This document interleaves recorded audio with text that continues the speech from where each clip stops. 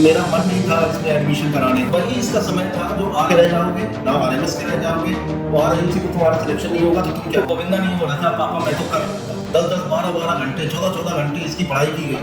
इसका ये मान के चलिए कि आरएमसी में सिलेक्शन हो गया। मैं ग्वालियर में निवासरत होकर ग्वालियर में ही जुडिशरी में सेवा दे रहा हूँ।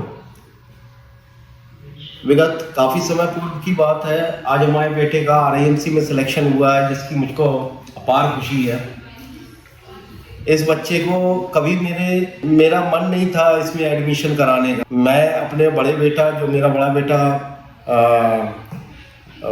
नवोदय में पढ़ता था, लॉकडाउन लगा, उस पीरियद में बेटा लॉकडाउन से क्रियादेवत नवोदय विद्यालय से जब घर वापस आया तो उसने मुझसे बोला, पापा मुझे सैनिक स्कूल की तैयारी करना है। तो मैंने कहा बेटा सैनिक स्कूल की तैयारी करना, लॉकडाउन लगा हुआ है। कि नहीं पापा, कई जगह जो है लॉकडाउन नहीं लगा हुआ है, कई जगह खुला हुआ है, कई जगह नहीं लगा हुआ। हमने सर्च किया, देखा, हम उस बच्चे को लेके, बड़े बेटे को लेके, और चूंकि ये उस समय 2nd क्लास का एग्ज़ाम इसने दिया ही दिया था, तो इसको घर में अकेला छोड़ना संभव नहीं था। तो हम और हमारी मिसेज और इस बेटे को लेके, बड़े बेटे को लेके एडमिशन के लिए यहाँ पे है। जब हमने उसका टेस्ट वेस्ट दिलवाया तो छोटा बेटा भी हमारा कहने लगा, पापा हम तो दादा के पास ही रहेंगे और मुझे भी टेस्ट देना। हमें मालूम था कि इतने छोटे बच्चे को एकेडमी में छोड़ना संभव नहीं है, ना वो यहाँ पे आगे कुछ कर पाएगा। जो व्यक्ति खुद के अपने ब्रश नहीं कर पाता हो, कपड़े नहीं पहन पाता हो, वो एकेडमी में कैसे रहेगा।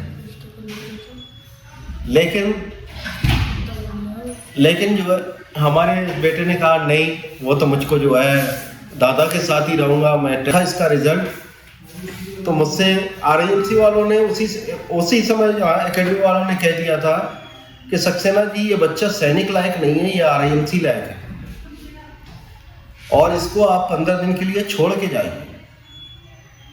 मैंने कहा सर ये नहीं रह पाएगा, ये बहुत छोटा है। उन्होंने कहा नहीं आप वो सब छोड़िए, आप इसको यहाँ पे छोड़ के जाइए, 15 दिन बाद अगर ये कहे कि नहीं मुझे जाना है तो इसको ले जाइए। मैंने कहा ठीक है भाई।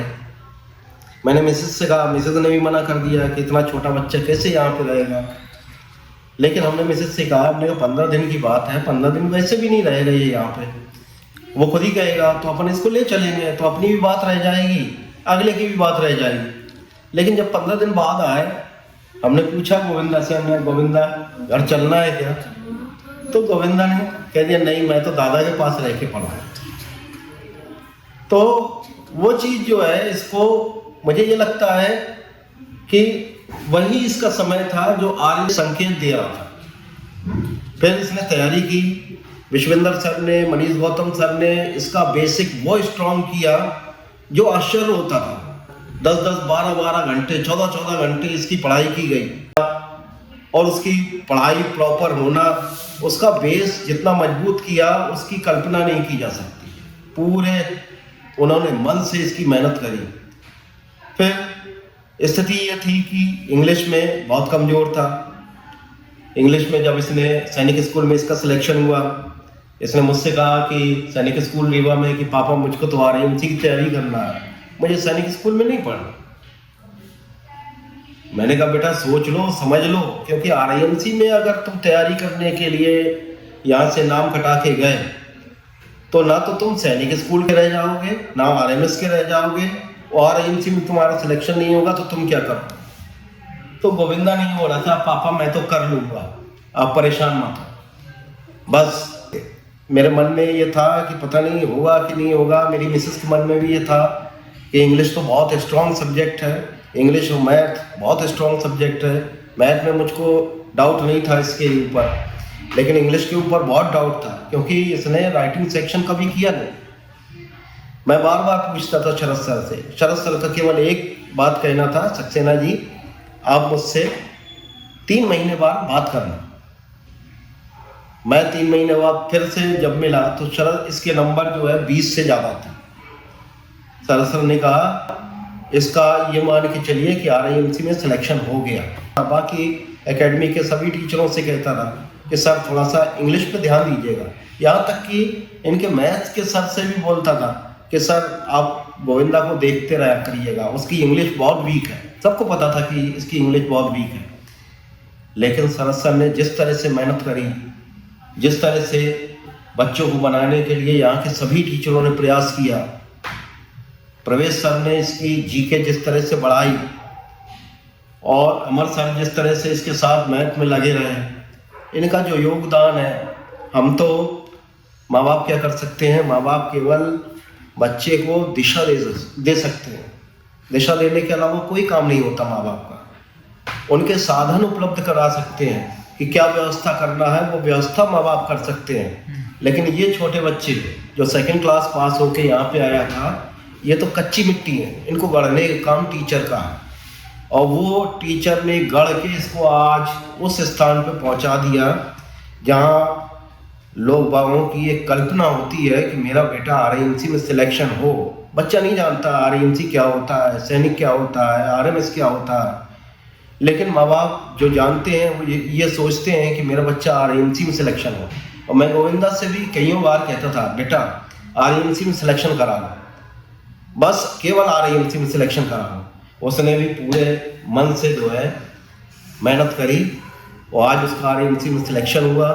पूरे टीचरों ने पूरी पुरजोर उसके साथ और एकेडमी के अन्य बच्चों के साथ पूरी मेहनत करी। यहाँ पे बढ़िया, मैं भी जब भी आता था एक डाउट रहता था, बच्चा यहाँ पे क्या खाता है, कैसे रहता है, कैसे नहीं रहता। मैं आता था यहाँ पे, हमेशा मैंने नाश्ता भी किया, लंच भी किया, डिनर पे तो कभी नहीं रोका मैं, लेकिन मैंने देखा कि हाँ मेरा बच्चा सही खा रहा है, यहाँ का खाना बढ़िया है, तो मुझे कभी कोई दिक्कत नहीं हुई। और जहाँ कई जगह ये स्थिति होती थी कि हम बच्चे की, बहुत से लोग बताते थे कि हम एकेडमी गए बच्चे से मिलने के लिए, 8 बजे तक गेट नहीं खुल रहा है, हम गेट के बाहर खड़े हुए हैं, हमको वहाँ पे रुकने की व्यवस्था नहीं है, हम तो आंध्र प्रदेश से आ रहे हैं। कई गार्जियन हैं मेरे जान पहचान के जो आंध्र प्रदेश, एक गार्जियन है मेरे अभी भी टच में है जो आंध्र प्रदेश के हैं, एक है केरल के त्रिवेंद्रपुरम के। उनका ये कहना, मैं एकेडमी में जाता हूँ 8 बजे तक बाहर खड़ा रहता हूँ, मुझको वहाँ पे रुकने की व्यवस्था नहीं है, बच्चों को इतनी दूर से 3000 किलोमीटर से जाता हूँ और बस 2-4 घंटे मिलता हूँ। 5 बजे कह देते हैं मुझसे कि एकेडमी से बाहर जाइए, मैं बच्चे के साथ चाहूँ कि एक दिन रुकूँ, लेकिन ये यहाँ पे व्यवस्था, पूरी व्यवस्था बनाई गई है। यहाँ पे बाकायदा रेस्ट हाउस है, मैं भी रुका हूँ 2-2, 3-3 दिन, मेरी वाइफ भी कईयों बार यहाँ पे आई हैं, 5-5, 7-7, 10-10 दिन रुकी हैं। बच्चे के अलग रेस्ट हाउस में रुक के बच्चे के साथ खाना खाना, बच्चे को रात को अपने साथ सुलाना, ये पूरी व्यवस्था यहाँ पे सुविधाओं का पूरा ध्यान रखा गया। अच्छा सहयोग रहा है। मेरा ये मानना है कि माँ बाप बच्चे को अगर सही दिशा दें तो बच्चे को बनने से कोई नहीं रोक सकता। मुझसे बहुत लोगों ने कहा इतने छोटे बच्चे को भेज दिया, उसका बचपन खराब कर दिया, उसको खेलने को नहीं मिला, कूदने को नहीं मिला, लेकिन मेरी सोच यह थी कि एक बार सिलेक्शन हो जाए फिर वो जो है, फिर जो चाहेगा वो खेलेगा, जो करेगा, अब जो करना है वो करेगा।